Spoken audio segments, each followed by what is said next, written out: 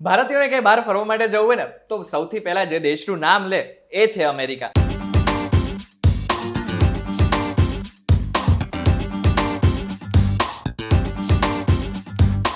આમ પણ અમેરિકા ઘણું સુંદર અને વિકસિત કન્ટ્રી છે, જેના કારણે જ ઘણા બધા ભારતીયો અને ખાસ કરીને ગુજરાતીઓ અમેરિકામાં ફરવા માટે જતા હોય છે.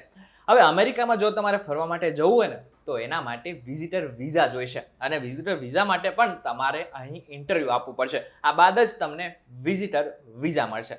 પણ તો તમને એક પ્રશ્ન થતો હશે કે વિઝિટર વિઝા માટે શું શું જોઈશે, ડોક્યુમેન્ટ કયા કયા હશે અને કેવી રીતના વિઝિટર વિઝા મળશે.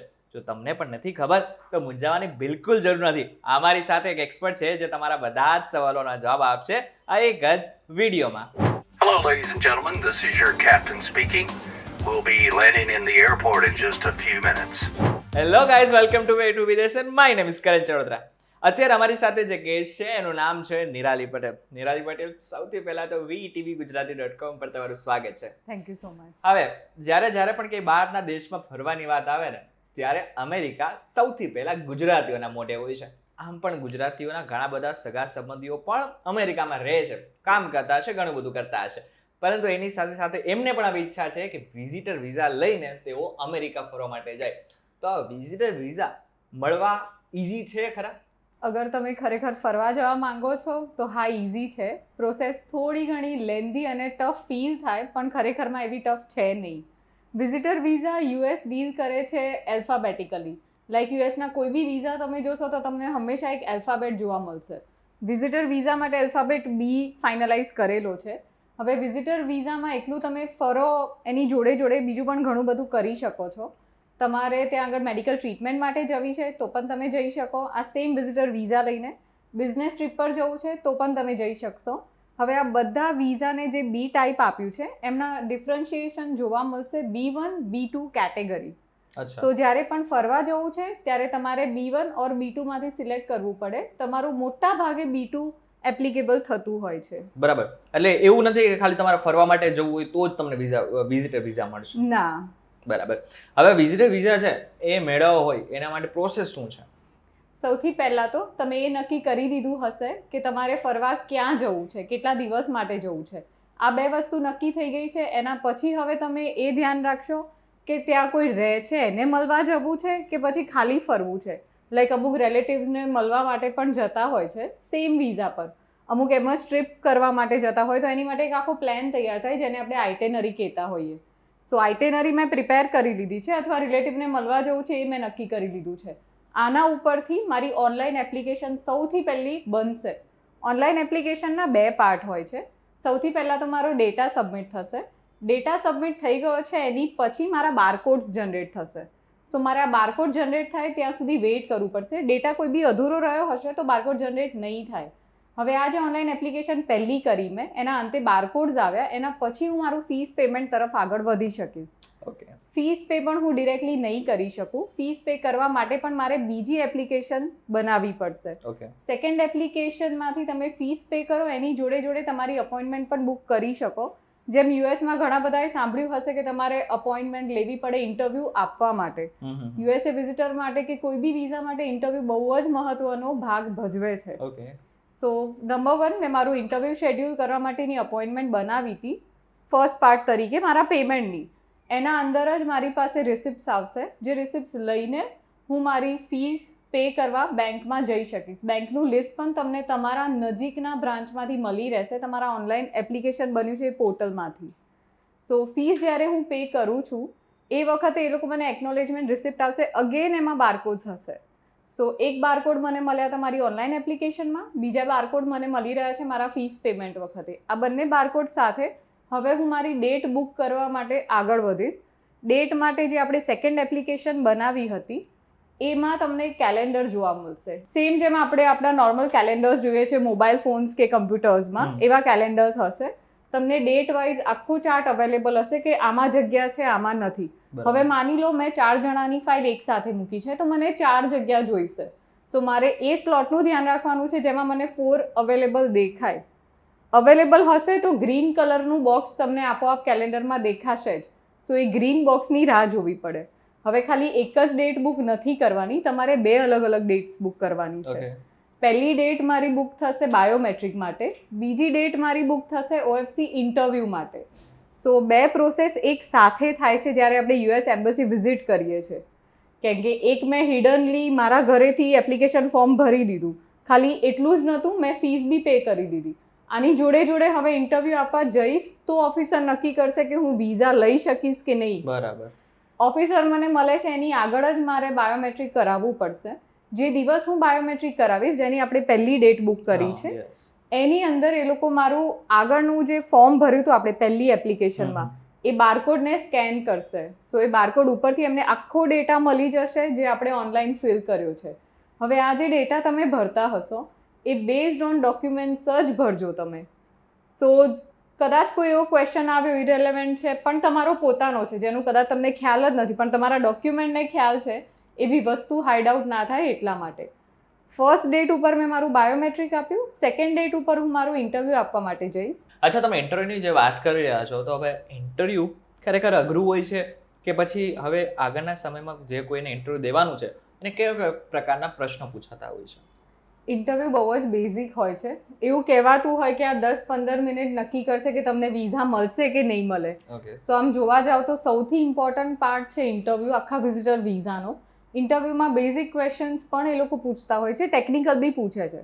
માની લો મેં મારા ફોર્મમાં એવું ઓલરેડી ભરેલું છે કે હું બિઝનેસ રન કરું છું કે પછી હું XYZ કામ કરું છું, એક ટીચર છું, હું એક આર્ટિસ્ટ છું, કોઈ પણ ફિલ્ડ મેં અંદર મેન્શન કરી છે, તો ઓબ્વિયસલી એ લોકો મને પૂછી શકે છે કે તમે શું કરો છો. મેં મારી ફાઇલમાં એવું મેં લખ્યું છે કે આઈ એમ જસ્ટ અ હાઉસવાઇફ, તો પછી એ લોકો કદાચ એવો ક્વેશ્ચન ના પૂછી શકે. બેઝિક બીજા ક્વેશ્ચનના ટાઈપ્સ હોય છે કે તમે ક્યાં રહો છો, કોણ છે તમારા ફેમિલીમાં, તમે ત્યાં જઈને શું કરવાના છો, ત્યાંથી પાછા આવીને શું કરવાના છો, તમારી પાસે ફંડ કેટલું છે. આ બહુ જ બેઝિક કોમન ક્વેશ્ચન્સ છે. ઘણીવાર ક્લાયન્ટ્સ એવું પણ ફેસ કર્યું છે કે એમને ઇરરેલેવન્ટ ક્વેશ્ચન્સ પૂછ્યા છે, લાઈક તમારા કારનો કલર શું છે. સો એવું બહુ રેન્ડમ વસ્તુ છે. મે બી ઓફિસર તમને નોર્મલાઇઝ કરવા માંગતા હોય કે ઓવર સ્ટ્રેસ છો તો એ સ્ટ્રેસ દૂર કરવા આવા કોમન ક્વેશ્ચન્સ પૂછતા હોય છે. એક ઇમ્પોર્ટન્ટ વસ્તુ છે, અગર તમને એવું લાગતું હોય કે તમારે ઇંગ્લિશ લેંગ્વેજ શીખીને જ ઇન્ટરવ્યૂ આપવા જવું પડે, તો એવું નથી હોતું. ઇન્ટરવ્યૂ અલગ અલગ લેંગ્વેજીસમાં થતા હોય છે. અગર આપણે ઇન્ડિયાની વાત કરીએ તો ઇન્ડિયામાં ઘણા બધા US એમ્બસીઝ અવેલેબલ છે, લાઈક મુંબઈ, દિલ્હી, ચેન્નાઈ, હૈદરાબાદ, કોલકાતા. હવે આ બધી જ જગ્યાએ તમને ઇન્ટરપ્રિટર્સ જોવા મળશે.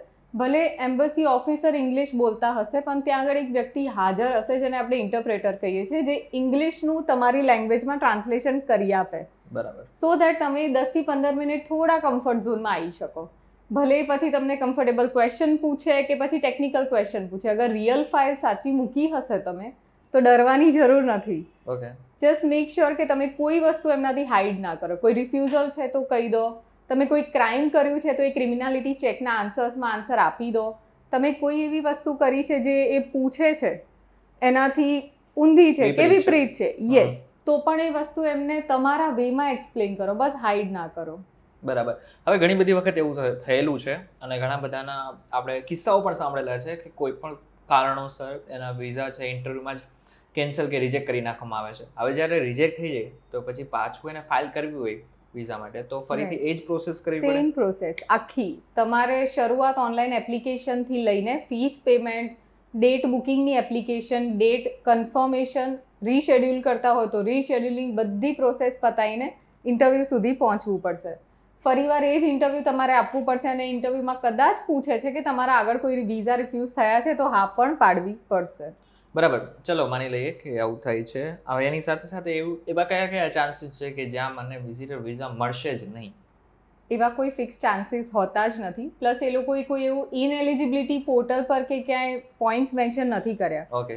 અગર તમે કોઈ ક્રાઇમ બી કર્યું છે તો બહુ જ સારી રીતે એ લોકોએ ક્વેશ્ચન્સ ડિફાઇન કરીને મૂક્યા છે કે ક્રાઇમ કર્યું છે તો કયું ક્રાઇમ છે, ક્યારે કર્યું હતું, એનો શું લો પ્રમાણે તમે પેનલ્ટી પે ઓફ કરી છે, એ બધી જ વસ્તુ આન્સર આપ્યા પછી પણ તમને અલાઉ કરે છે કે તમે વિઝા ઇન્ટરવ્યૂ આપો. કદાચ ત્યારે તમે રિફ્યુઝ થાવ, દેટ ડઝન્ટ મીન કે ક્રિમિનલ રેકોર્ડ્સના કારણે રિફ્યુઝલ આવ્યું છે. અચ્છા, આ બધું તો સમજાઈ ગયું, પરંતુ હવે મારે વિઝિટર વિઝાની ફાઇલ મૂકવી છે તો ફી કેટલી જોશે? કારણ કે આ ઘણો મોટો પ્રશ્ન પણ થઈ જતો હોય છે જ્યારે તમારે વિઝિટર વિઝાની ફાઇલ મૂકવી હોય છે ત્યારે. વિઝિટર વિઝાની કોઈ પણ પ્રકારની ફાઇલ તમે મૂકતા હશો, ચાહે મેડિકલ એલિમેન્ટ છે, ચાહે બિઝનેસ ટ્રીપ છે કે નોર્મલ ટુરિઝમ છે, તો $185 તમારે પે કરવાના રહેતા હોય છે. તમે જે તે કન્ટ્રીમાં રહેતા હો ત્યાંની તમે સેકન્ડ ઓનલાઈન એપ્લિકેશન કરી હતી અપોઇન્ટમેન્ટવાળી, એના બારકોડ્સ પ્રમાણે તમારે તમારી નજીકની બેંકમાં જઈને તમારા જ કરન્સીમાં તમે પે કરી શકો છો. ખાલી એક્સચેન્જ રેટ એ દિવસનો તમારા કન્ટ્રીનો જે ચાલતો હશે એ લાગશે. આની સાથે સાથે હવે એ પણ પ્રશ્ન પૂછી લઈએ કે કારણ કે તમારે વિઝિટર વિઝા તરીકે લઈને તમારે અમેરિકામાં જવું હોય તો તમારી પાસે અમુક ફંડ હોવું જોઈએ. જો કે દરેક દેશમાં જવું હોય તો તમારી પાસે કંઈક ને કંઈક ફંડ હોવું જોઈએ. હવે મારે ફરવા માટે જવું છે કે કોઈ પણ ત્યાં જવું છે, ટેમ્પરરી રહેવું છે, તો તમારી પાસે ફંડ કેટલું હોવું જોઈએ? અગર તમારી વિઝિટ પ્લાન થયેલી છે 1 મહિના માટે, તમે ખાલી ફરવાના છો, તો તમારે તમારું ફંડ એ હિસાબે રાખવું પડશે. હવે એકલું ફરો છો, ત્યાં કોઈ રિલેટિવ નથી, તો ઓબ્વિયસલી તમારો ખર્ચો થોડો વધવાનો છે. એવા સંજોગોમાં plan it out to nearly 30 lakhs INR, કારણ કે તમારું એક દિવસથી લઈને 30 days સુધીનો લાસ્ટ કરશે ફંડ, જેને તમે ત્યાં અલગ અલગ એક્ટિવિટીઝ માટે યુઝ કરી શકો, રહેવા ખાવા પીવા માટે યુઝ કરી શકો. And US is after all a country to roam. ફરવા માટે ઘણું બધું છે, ઘણી બધી એક્ટિવિટીઝ છે, તો હાઈએસ્ટ એક્સપેન્સ થવાનો છે. That is the only reason કે યુએસમાં હાઈએસ્ટ ફંડ્સ બધા દેખાડતા હોય છે. Plan it out to nearly 30 lakhs INR. Okay, done છે. હવે ફંડ ખબર પડી ગઈ આપણને, ફી કેટલી હશે, પરંતુ આની સાથે સાથે અમુક ડોક્યુમેન્ટ્સ બી જોતા હશે ને, એ કયા કયા ડોક્યુમેન્ટ્સ છે કે જે તમારે વિઝિટર વિઝા જો તમારે ફાઇલ મૂકવી એની સાથે તમારે જોશે જ? અગર ડોક્યુમેન્ટ્સની વાત કરો તો શરૂઆતથી બધું જ આપો. Like when you took your birth, obviously birth certificate મળ્યું હોય. You done so and so education, તો એજ્યુકેશન ડોક્યુમેન્ટ્સ આવશે. You are working right now, then work documents. IT return pay કરો છો તો ટેક્સ ડોક્યુમેન્ટ્સ અને જોડે ફંડના ડોક્યુમેન્ટ્સ. આનાથી થોડું અલગ અગર યુએસમાં કોઈ રહે છે, જેમ કે તમે બિઝનેસ ટ્રીપ માટે જાઓ છો, તો ઓબ્વિયસલી તમારા એમ્પ્લોયર કે કોઈ બીજા ત્યાં આગળ થર્ડ પાર્ટી રહેતી હશે જેના ત્યાં તમે જવાના છો કે મીટિંગ અટેન્ડ કરવાના છો, એમના પણ ઇન્વિટેશન લેટર્સ એડ ઓન થશે. અચ્છા, હા, મને હવે વિઝિટર વિઝા મળી ગયા, તો હવે હું ક્યાં સુધી અમેરિકામાં રહી શકું, કેટલો ટાઈમ રહી શકું? વિઝિટર વિઝા તમને મળશે તમારી પાસપોર્ટ એક્સપાયરી સુધી. સૌથી પહેલાં તો આનાથી થોડા ઘણા અલગ કેસીસ એ પણ જોયા છે કે 1 વર્ષના મળે, 2 વર્ષના મળે. That is fine. કદાચ ઓફિસરને તમારા પ્રમાણે એટલું જ યોગ્ય લાગ્યું હશે તો એટલા વર્ષ સુધીના વિઝા મળશે. હવે એક વિઝિટમાં તમે 6 મહિના જેટલું સ્ટે કરી શકો છો યુએસની અંદર. આ તો સમજાઈ ગયું, પરંતુ ત્યાં જઈને કઈ રિસ્ટ્રિક્શન હોતા હશે? ત્યાં જઈને રિસ્ટ્રિક્શન્સ છે. તમે અગર ફરવા ગયો છો તો ફર્યા સિવાય કંઈ જ ના કરી શકો. You cannot work, you cannot earn money. હવે અગર તમે મેડિકલ ટ્રીટમેન્ટ માટે ગયા છો તો મેડિકલ ટ્રીટમેન્ટ ચાલે છે એન્ડ યુ કેનોટ સ્ટડી, એ પણ એક લિમિટેશન આવી જશે. રેન્ડમ નોર્મલ વિઝા તમે અપ્લાય કર્યા છે, વિઝિટર વિઝા બી કેટેગરી, તો હા તમે ભણી શકો છો, ઓકે, પણ તમારો ડ્યુરેશન ડેફિનેટલી 6 મહિનાથી ઓછો હોવો જોઈએ. હવે આમ તો ભારતમાં હવે કેટલાય નિયમોમાં ચેન્જ થઈ ગયા છે, રિસ્ટ્રિક્શન આવી ગયા છે. બાકી આપણે પણ જોયેલું છે કે કેવી રીતના લોકો પહેલા થૂકતા હતા, કચરો ફેંકી દેતા હતા. હવે એવી રીતના અમેરિકા જે વ્યક્તિ જાય છે અને એ પાછું પહેલી વખત, તો એને કશુંક ધ્યાન રાખવાની જરૂર છે ખરા? ઘણું બધું ધ્યાન રાખવું પડશે. યુએસ એક એવી કન્ટ્રી છે જ્યાં આગળ તમને બધી જ જગ્યાએ ચોખ્ખાઈ દેખવા મળશે. નંબર 1, તમે ક્યાંય પણ કચરો નહીં ફેંકી શકો. એનાથી પણ આગળ તમે ક્યાંય બી હોર્ન એમ જ નહીં મારી શકો. Horn is considered to be insult for the other driver, so take care you don't horn. બાકી બહુ જ નોર્મલ બેઝિક વસ્તુનું ધ્યાન રાખો કે તમે ક્યાંય બી થૂકો નહીં, તમે ક્યાંય બી ગંદુ ના કરો, તમે ક્યાંય બી મોટા અવાજે સ્પીકર્સનો યુઝ ના કરો કે મોટા અવાજે નેબરહુડમાં વાતોચીતો પણ અલાઉડ નથી હોતી. ત્યાં આગળ હજી એક બીજી વસ્તુનું ધ્યાન લોકો ખૂબ જ રાખતા હોય છે, that is to care for each other. હવે ઇન ટર્મ્સ ઓફ મેડિકલી કોઈ પણ એમરજન્સી છે, ચાહે તમે વિઝિટર વિઝા પર છો કે નથી, એનાથી એમને ફરક નથી પડતો.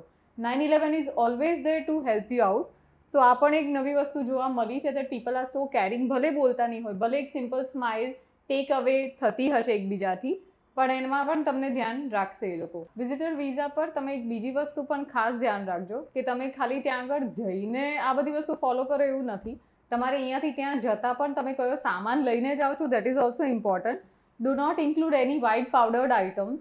Just follow the rules of aircraft that you are flying through. Yes, આ વાત સાચી છે. કારણ કે ઘણી બધી વખત તમે અમેરિકામાં જેવા દેશમાં જતા હોય કે બીજા ઘણા બધા કન્ટ્રીઝમાં પણ આ રૂલ્સ હોય છે. આ સાથે જ એરપ્લેનના મતલબ કે ફ્લાઇટના બી અમુક રૂલ્સ હોય છે જે તમારે ફોલો કરવા પડશે જ. હવે આની સાથે સાથે એક છેલ્લો ક્વેશ્ચન એ પણ પૂછી લઉં કે જે લોકોને જવું છે અમેરિકા, તો એ કયા કયા શહેરો છે કે જે તેને વિઝિટ કરવા જોઈએ? US is famous for NASA, biggest thing. So NASA visit હંમેશા તમારી આઇટેનરીમાં રાખજો. Second interesting is Las Vegas. Whole world knows that. Los Angeles, Florida, આ બધા એવા જગ્યાઓ છે જ્યાં આગળ તમે મિસ ના કરી શકો તમારું જવાનું. સેન ફ્રાન્સિસ્કો હમણાંથી નવું બધાને ગમવા લાગ્યું છે. બાકી whole US is very fabulous and beautiful. અચ્છા, એક ક્વેશ્ચન હજી એક છે કે જો મારી પાસે અમેરિકાના વિઝિટર વિઝા હોય તો હું ત્યાંની બીજી કોઈ કન્ટ્રીઝમાં ફરી નહીં શકું? બોર્ડર કન્ટ્રીઝ હોય ત્યાં હું ફરી નહીં શકું, રાઈટ ને?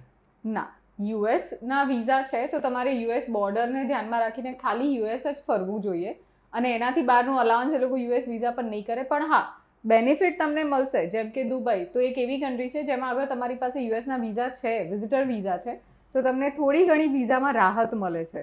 Again Canada is a country જ્યાં આગળ યુએસના વિઝા હોવા ઉપર તમને બેનિફિટ મળે છે કે તમે કેન પ્લસ પ્રોગ્રામથી વિઝિટર વિઝા લઈ શકો. ઓકે. સો જ્યાં પણ યુએસના વિઝા લીધા પછી તમે અપ્લાય કરો છો ત્યાંના બેનિફિટ્સ ચેક કરી લો. કોઈ ના કોઈ બેનિફિટ તો નીકળશે જ. ત્યારે હવે તમને સમજાઈ ગયું હશે કે અમેરિકાના વિઝિટર વિઝા શું છે, કઈ રીતના મળશે, એની પ્રોસેસ શું છે, ફંડ શું છે, ફી શું છે. હવે આગળના સમયમાં જો તમારે અમેરિકા ફરવા જવું ને તો આ બધી જ વસ્તુ એક વખત તમારા મનમાં રાખજો ખરા. અને આ સાથે જ હવે તમારા કોઈ પરિવારના સભ્યો કે પછી ફ્રેન્ડ્સ જો હવે અમેરિકા જવા ઈચ્છતા હોય અને એ પણ ખાસ કરીને ફરવા માટે, તો એમને આ વિડીયો ચોક્કસથી મોકલી દેજો. વિડીયો તમને કેવો લાગ્યો અમને કમેન્ટ કરીને ચોક્કસથી કહેજો. વિડીયો થકી જો તમને કોઈ ઇન્ફોર્મેશન મળી હોય તો વિડીયોને લાઈક અને શેર જરૂરથી કરજો. તથા આવા જ ઇન્ફોર્મેટિવ વિડીયો સાથે VTVGujarati.com સાથે જોડાયેલા રહેજો. અને હા, કે મહત્વની વાત, અમારી એક વોટ્સઅપ ચેનલ પણ છે કે જેના અમે તાજેતરના બધા જ અપડેટ આપતા રહેતા હોય છે. જો તમારે મારી વોટ્સઅપ ચેનલ સાથે જોડાવવું હોય ને તો એની લિંક મેં ડિસ્ક્રિપ્શનમાં આપેલી છે. ત્યાંથી તમે ડાયરેક્ટ અમારી વોટ્સઅપ ચેનલ સાથે જોડાઈ શકો છો. ફરી મળીશું એક નવા વિડીયો સાથે, નવા કોન્સેપ્ટ સાથે. ત્યાં સુધી મને રજા આપો. નમસ્કાર.